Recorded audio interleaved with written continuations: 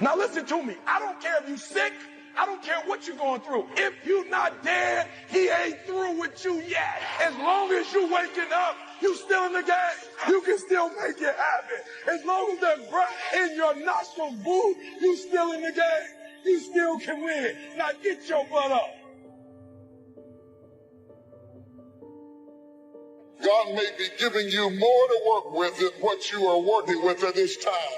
That's why I don't like to hang with low-thinking people, because they'll make you underutilize what God has given you. You need somebody to challenge you that you could be doing more than what you're doing right now. You could have more than you have right now. You could go further than you're going right now. And somebody's got to be bold enough to look you in the face and empower you to go into the enemy's camp and take back what he stole from you.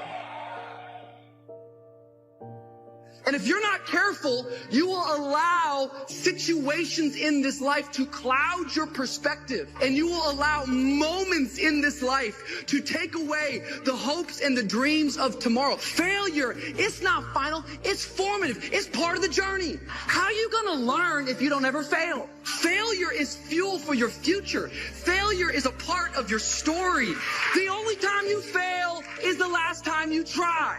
You need to get the right perspective on it, because this failure, it will not end in death, but this failure is a part of you being formed. Don't take the presence of the storm to indicate the absence of God. Sometimes when you enter into a storm, and there are all kinds of storms, health storms, financial storms, there are all kinds of storms. I'm talking about storms that other people can't see. Storms that make people think you haven't been through anything. Because you get up out of the bed every morning and you put your hair up and put your makeup on, and they don't know you put your smile on just like you did your makeup, and walked in smiling because you were going through a secret storm. Has anybody ever gone through a secret storm?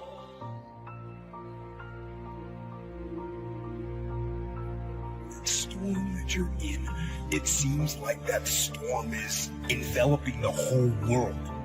It's hard to see out of that storm. It's hard to see past it. It seems like the storm is everything. You can get out of the storm, and you will get out of the storm. But right now, you're being tried. You're being forged. You're being tested by fire and by pain.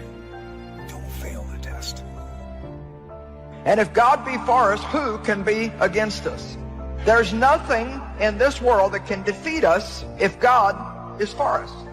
It is impossible to have victory and think bondage. It's impossible to be happy and think sadness and depression. You can pick up ideas that can change your life starting tomorrow. Just be a more careful observer. Now remember, there's two ways to see. One is called sight. The other one is called insight. See with your eyes, you'll see things. See with your mind, you'll see answers. Put your eyes and your mind to work. Don't miss anything. You've got to learn to zero in and concentrate. Wherever you are, be there. I'm encouraging you to be mindful and be deliberate of what you let in your mind. Be concerned about what's going on and do the things necessary that keeps you out of harm's way. But don't be consumed with it. So make up your mind to wake up with prayer, to watch something that inspires you, that lifts you up as you rethink your life in self-examination.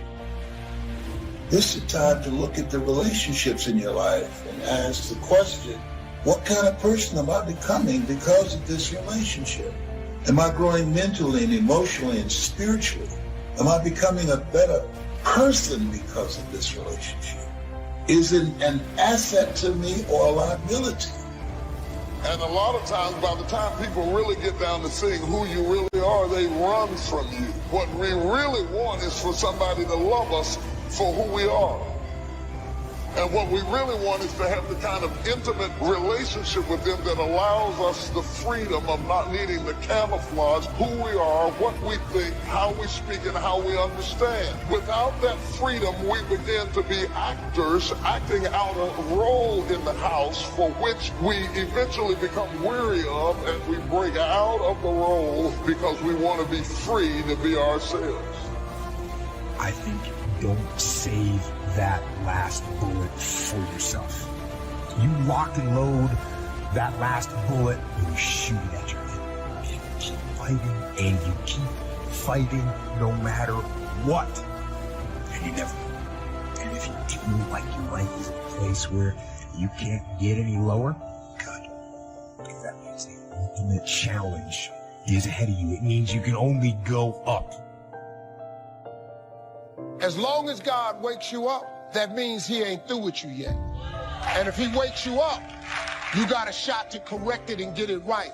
That also means that he has something for you that you've yet to receive. Life's just never done with you. Knowing that every day you get up, you have a choice. You get to choose if you're going to make the right decisions, or you get to choose if you're going to make the wrong ones. And every day you wake up, you get to take the test, and you get to see how you do. When you realize your game is bigger than just you, that's where the power's at. To lead. So be the best leader you can be. For yourself and for the people that you care about.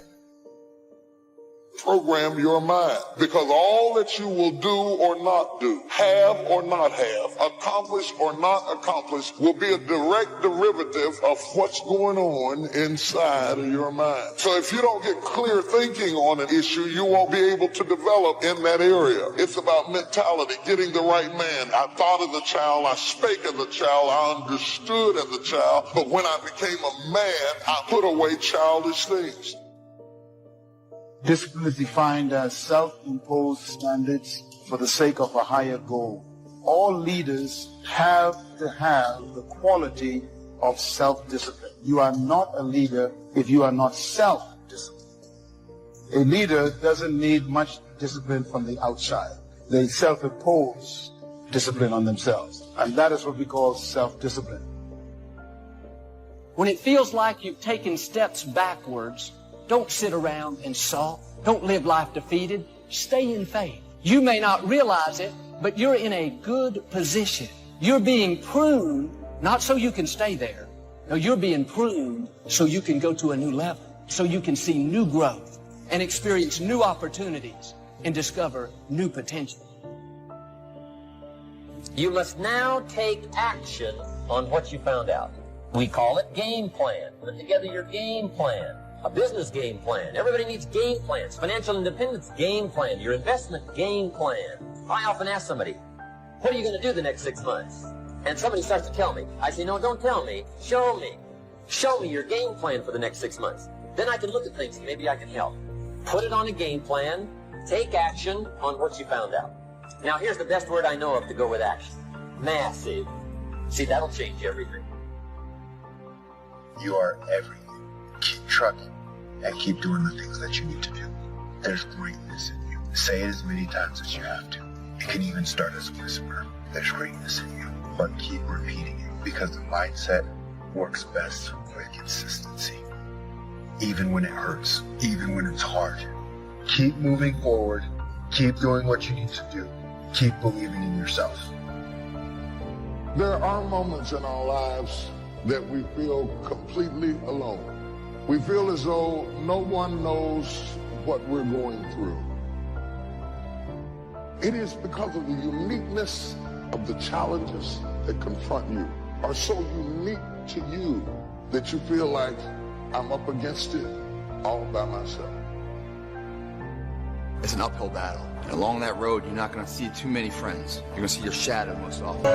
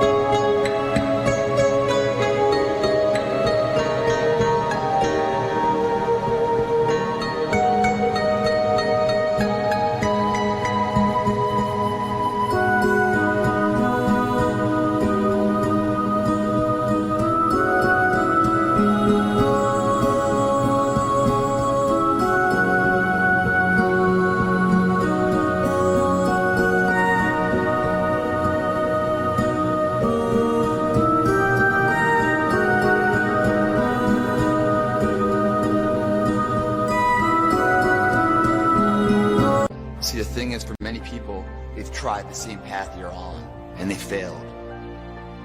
As you walk this journey, you're going to see carcasses all over the place of people that didn't quite have it. Is that your success is like a spotlight shining down on their missed opportunities. Success, many will love you for it. The majority will hate you because your success reminds them of where they could have done it, but they came up short, and how they didn't revisit it. The difference between a winner and a loser, the failure's there every single time. It's just the winner gets back up and does it again until it goes his way. So now you're down that path and you're all alone. And generally, that type of circumstance is born because it's not because you don't have anybody to talk to, but can you trust them? Eventually, even the most disciplined amongst us, the corners of your mouth will droop down. Your smile will turn into a frown. Eventually, even if you have to wait till everybody's gone to sleep, a tear will run across the bridge of your nose because you're dealing with stuff that is so deep and so complicated that you feel like you're in it by yourself. But you are not alone in the battle. You're not alone in the struggle, that God has a strategy. And when it's all over, you're going to see that even though you couldn't see him, he was there all the time. I promise you guys, if today you never say good enough, tomorrow you'll always have enough. What I'm saying is the character of who you are. The character defines the success, defines the fame, and it starts right there. Championships aren't won in the theater of the arena. They're won in the thousands of hours in the training room, in the labs, in the 5 a.m. runs, and when everyone else is sleeping. That's when it's won. The Harvard champion is a light switch that's always on. It doesn't go on and off when someone's watching. It's constant. It begins right now with no one looking at. And how you hold yourself, how you see yourself. What do you do when no one's watching? If you do it then, I guarantee you, you'll be doing it when everyone's watching. Your heart, your life, your happiness is your responsibility, and your responsibility alone. It's not your fault if your partner cheated and ruined your marriage, but it is for damn sure your responsibility to figure out how to take that pain and how to overcome that and build a happy life for yourself. As long as we're pointing the finger and stuck in whose fault something is, you're stuck in suffering. The road to power is in taking responsibility.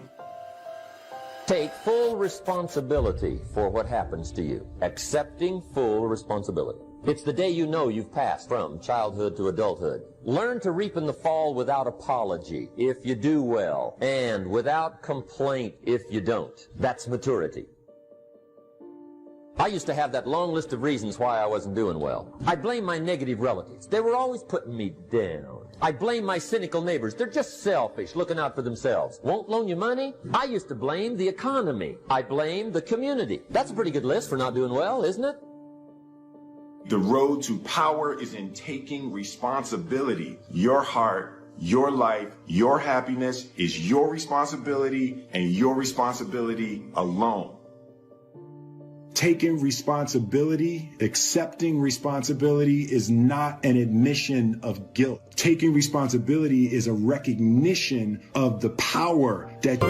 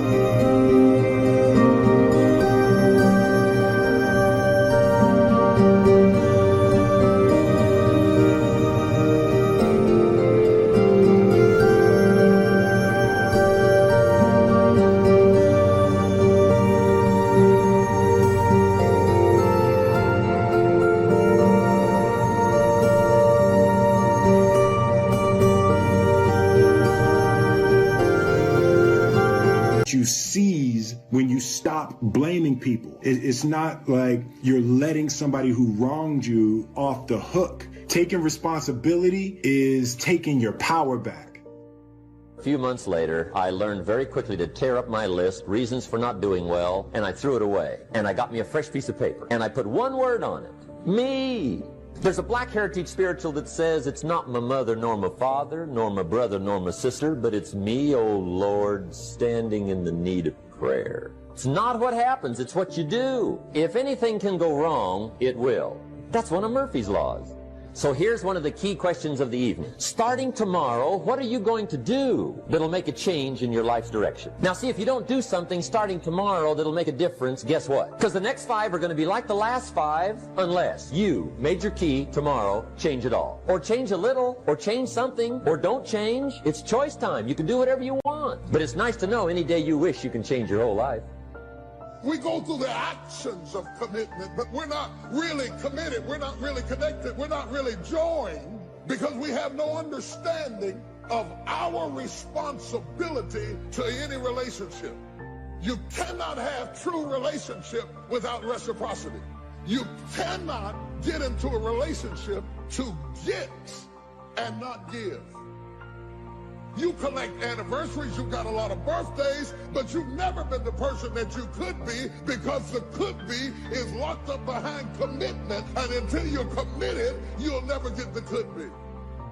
Wonder what would have happened in school if you'd been committed. Wonder what would have happened in your marriage if you'd have really thrown your whole self. You've always been casual. In what you've done with your life thus far, is it giving you what you want? Is it giving you what you want? When you look toward the future, when you look at all that's going on out here, is there some place within yourself you say, hey, I know I need to be out there in that arena. I know I can do more than what I've been doing. Is that something that you begin to look at within yourself? See, I say if you look at your life, and if you're not getting what you want, you owe it to yourself to do something differently. You're on a job. 85% of Americans go to jobs that they're unhappy. If you're doing something 8 hours a day that you don't like, it's not giving you what you want, it's not giving you a strong feeling of satisfaction and fulfillment. If that's what it is, you owe it to yourself to start strategically working to change directions.